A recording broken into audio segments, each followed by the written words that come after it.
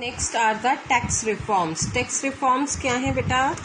आपका industrial sector के under ही आपके कुछ टैक्स के थ्रू चेंजेस आए थे, इनको हम टैक्स रिफॉर्म्स कहते हैं। ठीक है, आपका टैक्स रिफॉर्म्स में दो तरीके के हैं। 1991 में आपका बहुत डायरेक्ट एंड डायरेक्ट टैक्सेस बहुत ज़्यादा हाई थे। अब इनको इनकरेज करने के लिए and provide incentives to honest tax payer, ठीक है, जो डायरेक्ट टैक्स पेयर, ये कुछ टैक्स रिफॉर्म्स आए, ठीक है, ताकि सब लोग परेशान ना हो, बहुत ज़्यादा जो टैक्स पे कर रहे थे उनसे कुछ रिबेट मिल सके। डायरेक्ट टैक्सेस वो टैक्सेस होते हैं, दीज आर द डायरेक्ट जो हम डायरेक्ट इनकम के ऊपर देते हैं, इनकी बर्डन किसी के ऊपर हम शिफ्ट नहीं कर सकते। Income tax, wealth tax, these are known as the direct taxes. Indirect taxes वो होते हैं जिनकी हम बर्डन को शिफ्ट कर सकते हैं, shifted on to other, sales tax, service tax etcetera. ये कौन से हो गए? आपके इनडायरेक्ट टैक्सेस हो गए।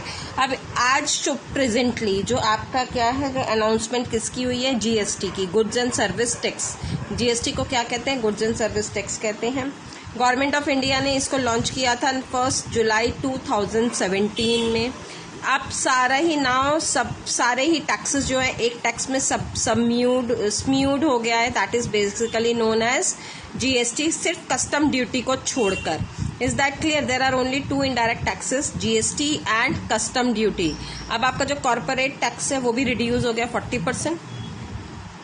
एंड 2019-20 में कॉर्पोरेट टैक्स जो है वो 25% मीडियम एंड स्मॉल एंटरप्राइजेस के लिए रिड्यूस हो चुका है with the annual turnover of less than 400 crore.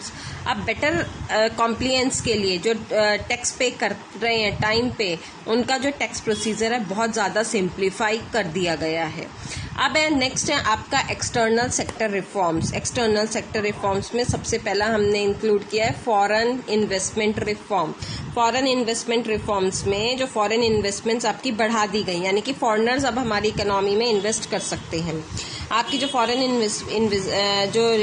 Investment की लिमिट है ये 51% से 74% कर दी गई और अब ये 100% हो चुकी है।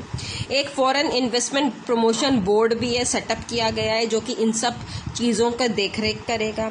फॉरेन कैपिटल इन्वेस्टमेंट्स होना शुरू हो गई हैं। फॉरेन इंस्टीट्यूशनल इन्वेस्टर्स हो गए हैं जो अलाउ करें इंडियन कैपिटल मार्केट में। नॉन रेजिडेंट इंडियन भी अब हमारी मार्केट में इन्वेस्ट कर सकते हैं 100% इक्विटी और हाई प्रायोरिटी इंडस्ट्रीज में। बहुत सारी जो हमारी जो अब फॉरेन इन्वेस्टमेंट है, अब ये ऑटोमेटिक अप्रूवल इनको मिलता जा रहा है, परमिशन मिलती जा रही है गवर्नमेंट से। नेक्स्ट है आपकी फॉरेन ट्रेड पॉलिसी रिफॉर्म्स। अब इसमें क्या है, जो बहुत सारी रिस्ट्रिक्शंस लगाई हुई थी ट्रेड पर, वो सारी रिमूव कर दी गई। Restrictions reduce to efficiency and competitive की डोमेस्टिक इंडस्ट्रीज की एफिशिएंसी को बढ़ाने के लिए ये जो रिफॉर्म्स इनके कारण क्या हुआ, रिस्ट्रिक्शंस जो थी वो इम्पोर्ट्स के ऊपर से पूरी तरह से अबॉलिश हो गई 2001 तक। टैरिफ बैरियर्स थे, इम्पोर्ट ड्यूटीज वगैरह थी, ये रिड्यूस हो गई। Peak rate of import duty जो थी मोर देन 300%, यानी कि वो 150 पर आ गई, तो आपका this was further reduce to 10% 2007-8 budget में, यानी कि आपका जो फॉरेन टैक्स है वो बहुत ज़्यादा रिड्यूस हो गया। आपका जो टैरिफ्स हैं वो रिड्यूस हो गए। फॉरेन एक्सचेंज रिफॉर्म्स, थर्ड है आपका फॉरेन एक्सचेंज रिफॉर्म्स।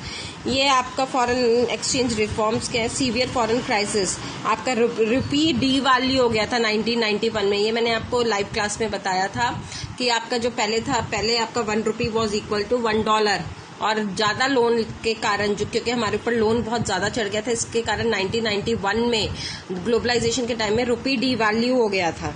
तो यूनियन बजट 1993-94 में exchange rupee was left open, मतलब एक्सचेंज करने के लिए रुपी को बिल्कुल ओपन मार्केट में ऐसे ही मार्केट फोर्सेस के अगेंस्ट उनको डिटरमाइन करवा दिया, यानी कि reserve bank of India keep intervene. लेकिन रिजर्व बैंक ऑफ इंडिया बीच में इंटरवीन करता रहा था। Foreign exchange regulation, FERA act जिसको हम बोलते हैं, इसको रिप्लेस किया गया था फॉरेन एक्सचेंज मैनेजमेंट एक्ट में, which is more liberal act, कि अब फॉरेन करेंसीज को कैसे हम डील कर सकते हैं। Thank you.